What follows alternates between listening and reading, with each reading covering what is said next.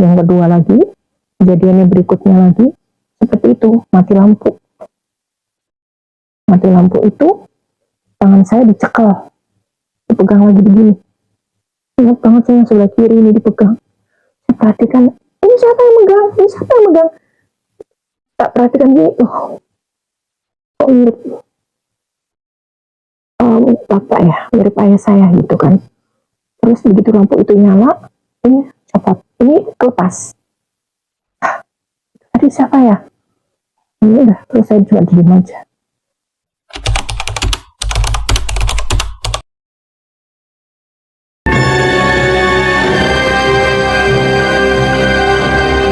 Selamat datang Ibu Indras di channel Jejak-Jejak Lentera, di mana channel yang membahas tentang kejadian-kejadian masa lalu daripada pelakunya sendiri. Oke, sebelum itu silahkan perkenalkan dulu siapa ini Ibu Indras.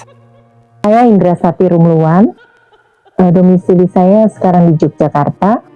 Asli saya dari Kalimantan Timur, tepatnya di Balikpapan.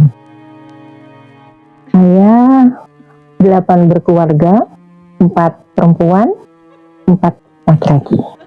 Saya anak nomor 2. Ibu saya keturunan Sunda, bapak saya keturunan Ambon. Oke. Lalu bapak saya bekerja sebagai abdi negara. Oke, berarti sekarang posisi berada di Jogja ya? Ya. Kemudian ini Mbak Indras ingin cerita tentang masa lalunya. Apakah cerita ini pernah diceritakan ke orang lain? Oh, belum pernah sama sekali. Belum pernah. Belum pernah saya ceritain. Jadi masih misteri ya? Ya. Oke. Silahkan Bu Indras, mau cerita dari mana dulu? Oke. Masa kecil saya itu di asrama Brimob. Ya tepatnya sih di perumahan Brimob gitu maksud saya. Saya tinggal di asrama Brimob itu dari kecil ya. Dari kecil saya tinggal di situ sebelum saya sekolah sampai kelas 6 SD. Setelah itu saya pindah ke Jakarta. Nah, yang banyak kejadian yang menurut saya ini tidak masuk akal ya, tapi ya saya menghadapinya sendiri gitu. Waktu itu kejadiannya sekitar udah lama sekali sih, sekitar tahun 80-an, 80-81. Waktu itu masih sekolah apa? Sekolah? Saya waktu itu masih duduk di bangku SD, mungkin sekitar kelas 4 kayaknya. Oke, bisa digambarkan rumah atau asrama Bu Indras itu dibayangkan seperti apa? Karena dulu tuh di asrama Brimob itu rumahnya sepetak-sepetak ya, masih itu kecil-kecil seperti itu. Jadi itu ada ruang dapurnya pisah, terus ruang tamu, terus ruang tengah, ada kamar satu, nah seperti itu. Saya tidurnya di ruang tengah bareng sama adik-adik. Waktu itu berlapan atau berberapa? Enggak, waktu saat itu kita masih berempat ya. Berempat, jadi yang 4 belum lahir ya? Belum lahir. Jadi saya yang paling kecil kan lahir tahun 84. Oke, silahkan dilanjut. Oke. Awalnya sih saya itu melihatnya tuh sering melihat ya, itu tuh dia suka wirawiri tapi tidak. Sebentar, siapa itu yang wirawiri? Tidak kasat mata, saya tidak tahu siapa itu. Yang saya tahu orangnya tinggi. Sosok gitu ya? Sosok itu ya. Ya kalau dari belakang sih saya melihatnya kok sosok orang yang berada di rumah saya seperti itu. Tapi saya waktu itu hanya melihatnya dari belakang ya. Nah terus dia suka berada di ruang tamu. Kadang dia keluar masuk kamar, kadang dia tuh hanya di kamar ibu, kadang suka di ruang tamu duduk. Jadi di ruang tamu itu ada foto nenek saya yang orang Ambon itu, di bawah ada kursi, sebelah kiri kursi, sebelah kanan kursi. Tapi yang saya lihat kalau enggak dia duduk di bawah yang ada foto nenek saya itu, atau dia di sebelah kiri. Kalau saya lebih seringnya itu sebenarnya saya melihatnya itu jujur aja di sebelah kiri. Kadang dia di sebelah kanan juga gitu. Posisi duduk dia seperti apa saat itu? Posisi duduk dia itu dia tidak kayak orang duduk seperti gini, enggak. Jadi posisi duduknya itu dia selalu begini. Kadang saya kalau lewat mau ke dapur, apa ini? Saya melihat gini. Kadang saya mau perhatikan gini, tapi dia nggak mau nampakkan, nggak mau sering, dia nggak mau nggak gitu, dia nggak mau. Jadi dia selalu begini aja. Ya udah saya langsung ke dapur aja. Gitu saya balik, dia udah nggak ada lagi. Bunda nggak pernah menyapa begitu? Enggak. Itu tuh saya ketika saya ngelihat, sebenarnya saya mau negasin aja sih ini siapa, tetapi saya nggak berani, ini mulut nggak berani mau menyapa gitu loh. Cuman ya udah ini siapa, saya cuma negasin aja. Ini siapa tuh, kok agak mirip-mirip dengan seseorang, tapi ada bedanya itu dia mungkin lebih muda ya, lebih muda lagi gitu loh. Cuman udahlah, ya udahlah, kabur. Boleh nggak disebut seseorang itu siapa gitu? Seorang itu Kalau boleh, kalau yang boleh, kalau dapat izin. Jujur aja menyerupai bapak saya. Tapi saat itu bapak Anda memang nggak di rumah? Pada saat itu bapak lagi tugas, bapak nggak di rumah. Bapak saya kan pernah tugas perang di Timur, saya lupa tahun berapa ya. Perang di Timur dulu pernah 2 kali bapak saya ikut perang di situ. Ya saat itu pulangnya sampai setahun. Kadang bapak saya pas dinas di luar nah itu pas bapak saya nggak ada, nah itu makhluk itu Masih ada. Tetapi kadang kalanya saya pernah lihat bapak saya ada, makhluk itu ada. Berarti dua, satunya ayah, Satunya di ruang tamu, satunya saya ada di dapur nyata tapi lagi makan bapak saya, yang satu ada di ruang tamu. Kadang saya bingung ini siapa. Nah, oh iya itu saya pernah nanya ketika bapak saya lagi makan, masih di ruang tamu, ini ada orang. Saya bilang, loh, mirip, tapi kok ada bedanya gitu loh. Mungkin saya melihatnya rambutnya agak kelihatan agak gondrong ya. Terus saya tanya ibu, saya bilang bisa itu tadi, itu ada bapak. Siapa itu? Kok mirip bapak? Tadi yang di ruang tamu itu siapa? Itu. Yang di ruang tamu itu siapa gitu. Terus kata ibu itu kembarannya bapak, kata dia gitu. Oh, kembarannya bapak. Saya bingung, kembarannya kok kadang hilang kadang enggak. Ya kamu belum tahu. Kembarannya itu emang enggak selalu ada di bapak, kadang dia suka datang. Oh, kalau yang datang itu suka marah-marah gitu ya. Kadang saya waktu itu bilang kalau datang emang kadang kalau dia datang itu bisa itu suka kesurupan. Kalau dia suka datang di ruang tamu itu dia duduk, tapi dia kadang dia mau masuk ke dalam, narik pintu gitu, mau masuk ke dalam tapi kita tahan gitu loh. Saya nggak ngerti kenapa seperti itu. Oke, jadi bisa dijelasin bahwa tadi yang sering mondar-mandir di ruang tamu itu bukan Bapak Mbak Indras, tapi sesosok yang menyerupai Bapak, gitu ya, bisa dikatakan begitu. Dan itu bukan manusia ya? Bukan ya kalau saya bilangnya, tapi kok dia bisa menyentuh saya loh tapi. Oh ya, ceritanya gimana ceritanya itu? Nah, jadi ceritanya gini, pas saya tidur, kejadiannya selalu malam hari ya. Jadi pas saya tidur kan saya jam 8 itu udah tidur ya, jam 9 ya habis belajar. Biasanya anak-anak dulu itu kan tidurnya nggak pernah lama ya, tidur. Nah setelah saya tidur itu, saya itu ini merasa nih kaki yang sebelah kanan ini dipegang seseorang, saya merasanya itu pegangannya itu ceklannya itu beda ya sama kayak kita tuh kok ya pokoknya dicekal lah gitu. Terus saya cuman nggak rasanya hangat apa? Saya kok ngerasanya agak kayak ini kayak dingin anyes gitu. Seperti itu. Kok ini siapa ya? Pegangannya tuh kayak ada kayak mana ya? Kayak bukan orang manusia pegang. Terus kayak saya cuma kaget, siapa yang megang ini? Nah terus begitu dia agak-agak naik-naik gitu, saya langsung bangun. Begitu kebangun, dia ada di samping saya. Dia ada di sebelah kiri saya apa ya? Sebentar. Sebelah kanan saya, sebelah kanan, maaf, sebelah kanan. Dia ada di sebelah kanan saya, terus saya nggak bisa ngelihat ke atas. Itu cuma bisa ngelihatnya itu sepinggang gitu, hitam gitu saya lihat. Ini siapa gitu kan? Saya berusaha untuk ke atas gitu, mata nggak bisa, tetap ke bawah terus mata saya tuh saya hanya dilihatkan sebatas ininya dia. Ini siapa gitu kan? Akhirnya itu saya itu berusaha untuk narik selimut.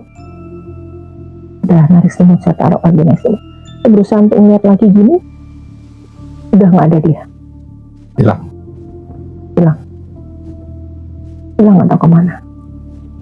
Nah, kejadiannya itu berulang-ulang atau? Berulang-ulang.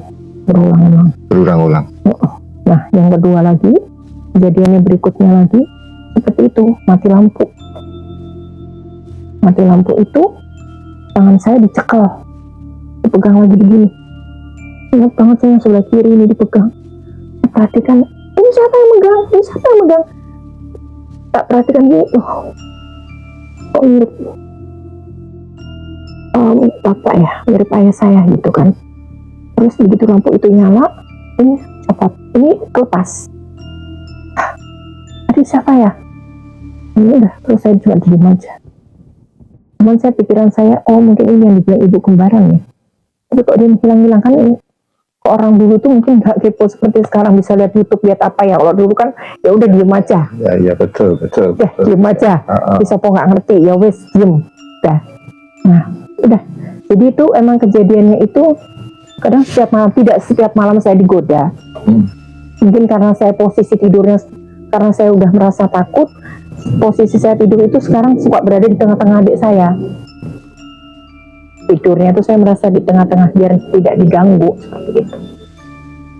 Itu berlanjut sampai saya kelas 6. Sampai kelas 6. Dari kelas 4 sampai kelas 6. Iya, tapi tidak terus-terusan ya. Akhirnya ada perbuatan kurang ajar nggak dari dia? Udah. Jadi waktu itu saya tidur malam, tiba-tiba selimutnya itu udah kebuka. Saya itu cuman kelihatan celana dalam. Waktu itu masih kecil ya. Celana dalamnya. Jadi saya tuh merasa dingin kan. Terus akhirnya saya berpikirnya karena mungkin agak ngantuk, saya itu nggak sadar, saya cuma mikir ini masih adik saya yang narik selimut saya. Saya balik lagi, tarik, ambil selimutnya, tutupin lagi gitu. Tutupin lagi kayak gitu kan. Terus saya tidur lagi. Ya kan? Tiba-tiba belum saya tidur, kok ini selimutnya kok ada yang narik? Saya intip, ini siapa nih? Terus saya berusaha untuk melek begini. Terus saya lihat, kagetan kok ini. Habis itu pas saya ngomong begitu, dia langsung balik. Langsung masuk ke ruang tamu. Hilang di sana. Setelah itu saya berusaha untuk duduk nggak jadi tidur, saya bersila aja duduk. Saya cuma bilang gini, ayo kamu datang lagi ke sini. Kalau dia datang, saya teriak sekencang-kencangnya gitu, manggil ibu, semua orang rumah ini saya pengen bangunin. Ini siapa? Saya nggak bisa tidur, saya gini terus. Siapa ini? Ayo datang, saya tantang gitu. Dia nggak datang. Maksudnya tuh udah nggak ada lagi dia. Sampai akhirnya saya pagi ketidur, dia udah nggak datang lagi. Seperti itu. Terus ya kejadiannya seperti itu terus tiap malam. Makanya dia nggak pernah goda siang ya, selalu malam terus yang digoda. Seperti itu. Sampai ranjang juga pernah digoyang. Di ruangan itu, di ruang tengah itu juga, iya, pas tempat ranjang itu digoyang, saya tidurnya itu bingung ya, saya tidur bareng sama adik, tapi kok dia nggak ngerasa ya, saya ngerasa ranjang itu digoyang loh. Jadi saya bangunin adik saya aja, adik saya suka marah-marah, ngantuk kayak gitu. Jadi saya udahlah biarin aja, ranjang tuh digoyang. Pada saat ranjang digoyang itu kerasa banget, kenceng banget goyangnya. Jadi saya bangun, saya intip di kolong, nggak ada siapa-siapa. terus tidur lagi, goyang lagi seperti itu. Akhirnya saya nggak jadi tidur. Saya tunggu lagi begini, ini ada lagi nggak nih orangnya, sampai saya dulu masih kecil kayak gitu. Akhirnya kalau saya tantang begitu dia nggak ada lagi. Kemudian di ruangan lain mungkin pernah kejadian apa? Kejadian lagi waktu saya mungkin ibu saya melahirkan adik saya ya, saya tidur di kamar ibu. Saya tidur di kamar ibu sama adik saya. Tiba-tiba saya kaget karena lampunya dimatiin. Biasa kalau di ruang ibu kan sebenarnya pada tidur mati ya lampunya. Pada saat lampunya dimatiin saya lihat orangnya itu langsung di depan saya itu nunjukin saya gini, langsung mau nunjukin saya begini. Terus saya tuh berontak di situ, saya teriak-teriak, saya teriak maksudnya gini, siapa? Wah, siapa saya gitu. Terus ya, orangnya tetap mau ngerangkuk, saya mau tetap mau ini, mau deket gitu kan, mau deket itu, wah saya merontak-rontak kayak gitu. Terus saya mau teriak kan, saya udah mau teriak, ini sama masih teriak, ini sama ngapain kamu sih? Begitu. Terus saya cepat-cepat berusaha untuk bangun, berdiri, hidupin lampu. Ya terus nggak ada. Yang dia nggak adanya tuh saya bingung tuh dia nggak langsung hilang kayak gitu sih. Nggak langsung blast hilang itu enggak? Nggak, langsung cepet jalan dia. Cepet jalan. Kayak set gitu keluar. Nah seperti itu. Nembus tembok atau Enggak, keluar dari pintu kalau saya lihat. keluarnya selalu dari pintu. Nggak pakai nembus tembok, keluar dari pintu. Wah di situ udah trauma banget, saya udah nangis. Saya bangunin adik saya pun adik saya nggak mau bangun. Soalnya kan malam hari kan mungkin sekitar jam 2, jam 3 kan mereka pada enak-enakan tidur Pintu kan. tertutup atau terbuka? Terbuka. Pintu itu terbuka, terbuka tapi tidak rapat, terbuka sedikit. Ya. Nah seperti itu. Yang ngilangnya buka pintu juga atau? Dia nggak buka pintu, keluar gitu aja. Keluar di sela-sela pintu Iya, itu pokoknya keluar. dia keluar. Seperti itu. Yang mestinya kalau orang lewat situ nggak akan bisa ya karena sedikit tertutup gitu ya pintu ya. Cuman terbuka sedikit. Sedikit, berarti kalau orang biasa nggak akan bisa lewat situ ya. Mungkin saya nggak kepikiran sampai situ. Yang penting saya aman, dia udah keluar, dah gitu toh. Itu kelas berapa itu? Mungkin sekitar kelas 5, kelas 6 mungkin ya, udah gede kok itu. Sudah kelas 6 itu ya. Tapi tidak mau nonton setiap malam ya, enggak ya. Mukanya bisa ngelihat saat itu? Wajahnya sih ya seperti ayah saya. Seperti ayah. Lebih muda. Agak lebih muda, agak lebih ganteng mungkin. Lebih kayak Arab gitu, ganteng. Lebih ganteng. Itu sih. Terus itu kejadian di situ. Ada lagi kejadian di rumah itu? Kejadian di rumah ya itu tadi, paling kejadiannya tuh kalau saya tidur ya itu sering megang kaki kayak gitu. Terus buka ini ya, buka selimut. Tidak sampai buka, ya sekali itu aja buka selimut, 2 kali dia buka selimut. Terus paling dia mau meraba tapi mau naik ke sini saya paha gitu mau naik, dia mau itu, saya udah merasa aneh, saya bangun gitu. Berarti mau ngapain, saya tarik ini kan, kadang saya seperti itu. Terus ya udah, saya tuh ngeliatnya kalau sudah saya teriak gitu, dia berpaling gitu. Dia juga nggak berani natap gitu ya? Berpaling. Tapi pernah sekali saya natap wajahnya itu, matanya merah kalau saya lihat. Matanya merah? Matanya merah. Lebih kayak orang bengis gitu? Iya. Lebih kayak orang jahat gitu? Oke. Jadi tadi kan di rumah itu berarti kan kejadiannya sampai kelas 6 ya? Iya. Dari kelas 4 sampai kelas 6. Kelas 6. SMP masih tinggal di situ? SMP saya sudah keluar dari asrama Brimob itu. Saya kelas 6 saya pindah ke Jakarta. Semua keluarga kita ke Jakarta. SMP semua keluarga ke Jakarta semua, termasuk adik-adik? Iya, bapak yang masih ada di asrama itu. Bapak masih tinggal di Balikpapan. Pada saat di Jakarta diganggu nggak? Enggak.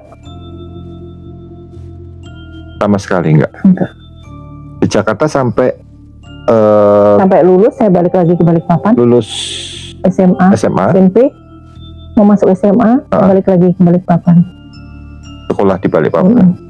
Tapi rumah sampai sudah kuliah. Sampai kuliah. Rumah sudah pindah saat itu? Rumah itu pas saya balik lagi Oh, bapak sudah nggak tinggal di situ.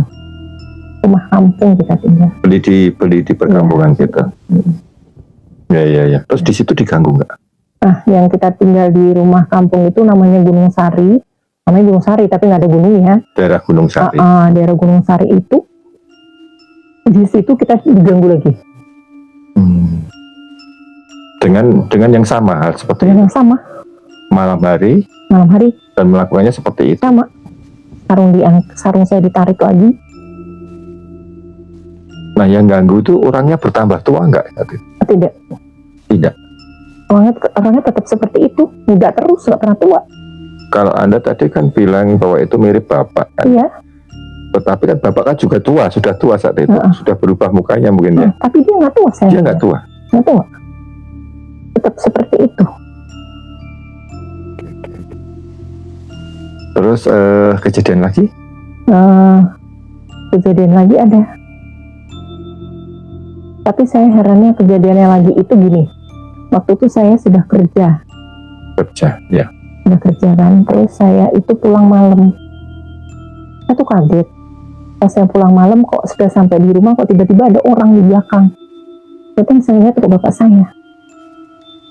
Sepertinya Bapak di belakang gitu. Iya. Kaget. Kapan lewatnya? Kapan ininya kok tiba-tiba udah nongol. Gitu kan. Saya itu udah curiga sih sebenarnya kok kayak ada yang mengikuti gitu kan. Terus saya lihat gini tuh. Kok bapak, tapi dia nggak ngomong. Dia pasang muka marah. Dia pakai muka marah gitu. Langsung gitu kan. Ya kok marah. Salah saya apa nih? Udah saya ketok-ketok pintu aja. Tapi memang ibu udah menunggu. Nah, kenapa ibu tuh cepat sekali geraknya? Langsung buka pintu. Ibu sudah buka pintu. Saya buka pintu. Saya buka pintu. Saya lihat bapak saya itu bawa payung. Apa? Payung. Bawa payung. Oh iya. Bawa payung. Payung itu disokokan ke badan saya. Ditusukkan. Tusuk. Krok. Bilang gini. Kenapa? Saya salah apa ini pak? Saya bilang gitu. Kenapa saya? Kenapa kamu disuk? Katanya gitu.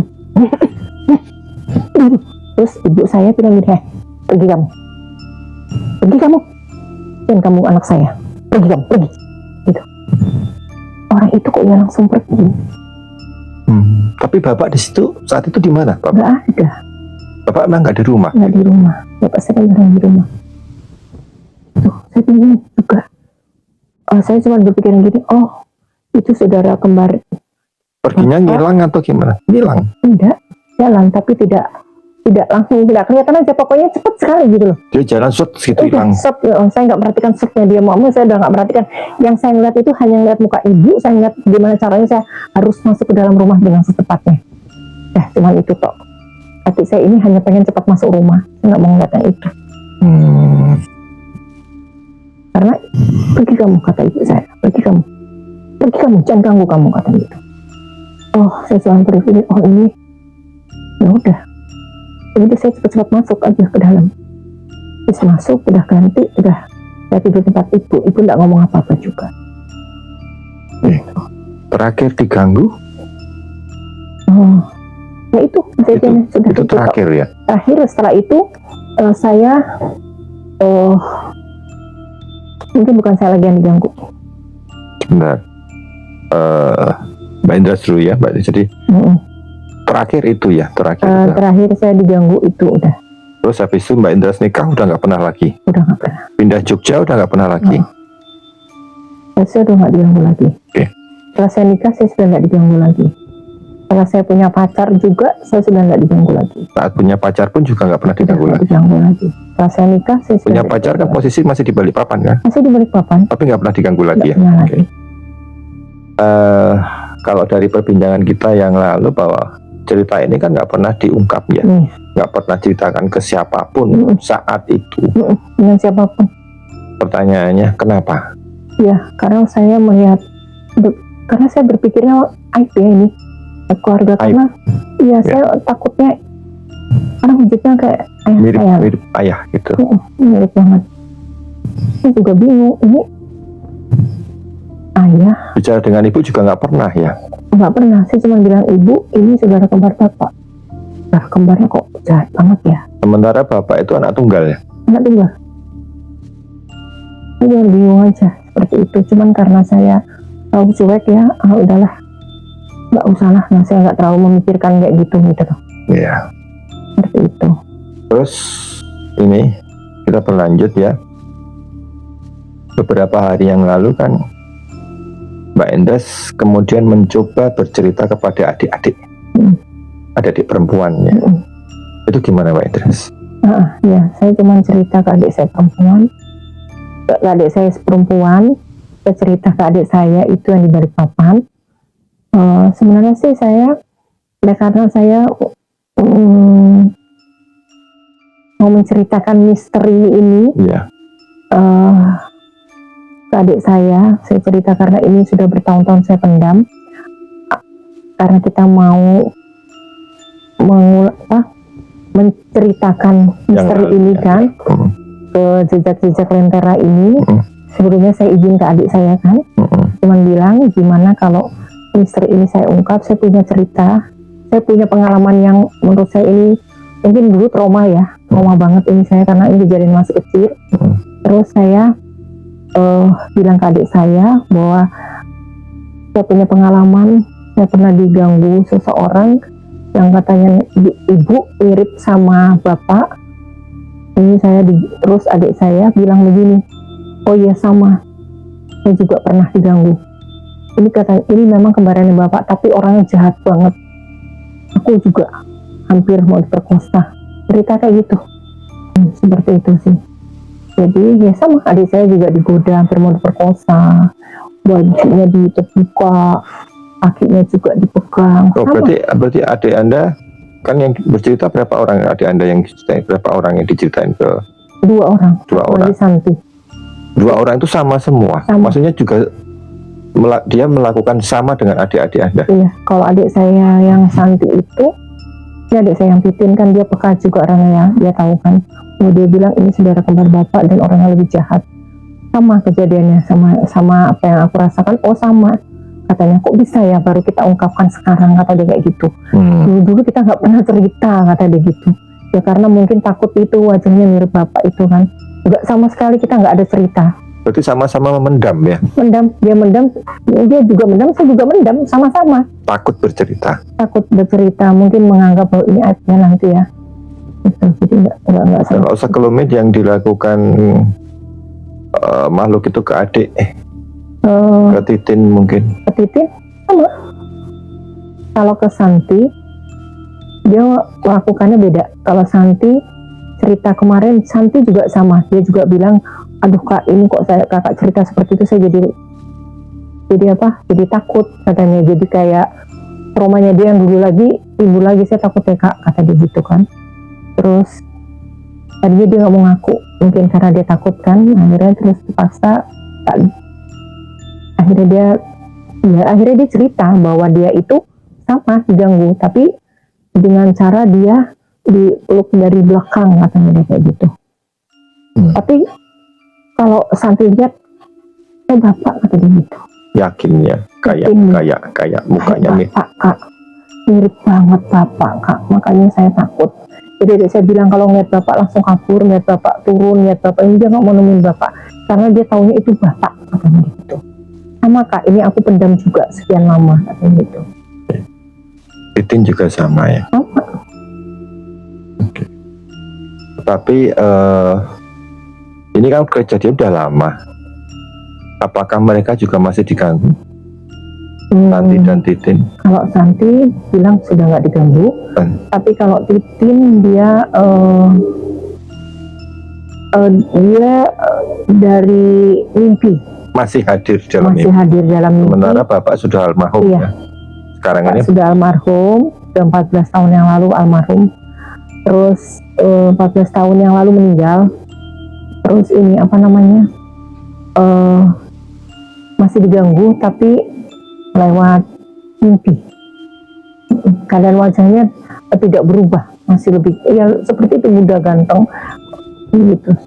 Sempat dipegang juga dia. Jadi keputusan tidak mau cerita karena takut ya. Iya, takut.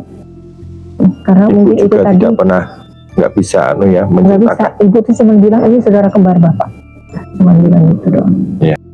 Dampak dari kejadian itu menimbulkan apa saat ini? Atau membuat Mbak Endres gimana gitu, trauma atau seperti apa, atau mengganggu kehidupan Mbak Endres saat ini? Iya, sebenarnya saya itu trauma ya, karena kejadiannya kan tau lah ya, masih kecil kan saya, jadi sampai sekarang pun saya itu kalau tidur pun tidak pernah mau sendiri. Kadang saya pakai selimut aja, mesti kaki saya harus ditutupin sampai ke muka. Karena masih saya tutupin lagi dengan bantal. Mungkin karena punya trauma itunya. Itu. Tapi mungkin karena saya sekarang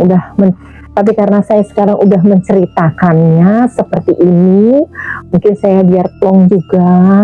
Seperti itu. Saya juga bingung, ini misteri saya ini yang tidak terungkap ini apa sebenarnya, seperti itu. Juga masih bingung.